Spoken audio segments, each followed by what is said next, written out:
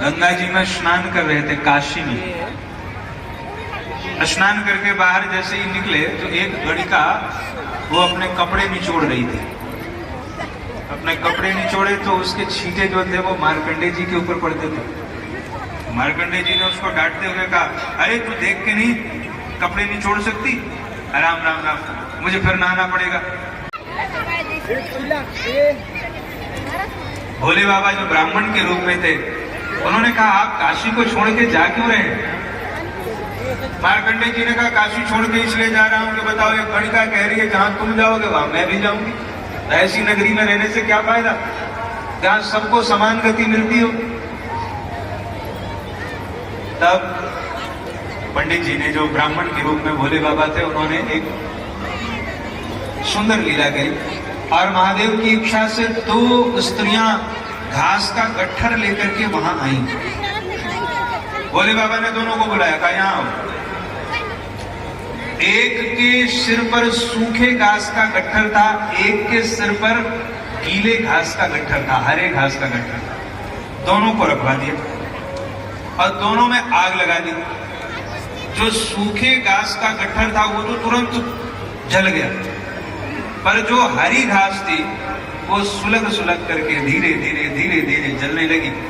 और फिर उन्होंने कहा, भगवान यही काशी में मरने वाले पापियों और पुण्यात्माओं की गति होती है। जो पुण्यात्मा होते हैं वो तो सूखे घास के गट्ठर के जैसे होते हैं, तो सीधे आग लगाई और जल गया, मतलब भगवान के धाम को चले गए।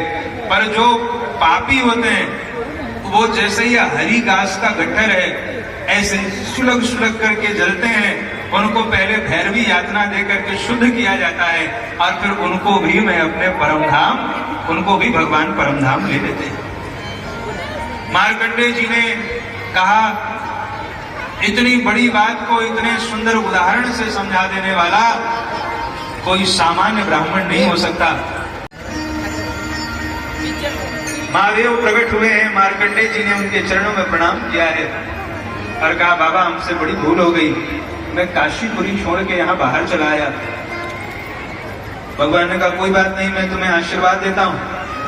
आज से मैं एक रूप में यहीं उपस्थित रहूंगा और मार्कंडेय महादेव के नाम से मैं जाना जाऊंगा।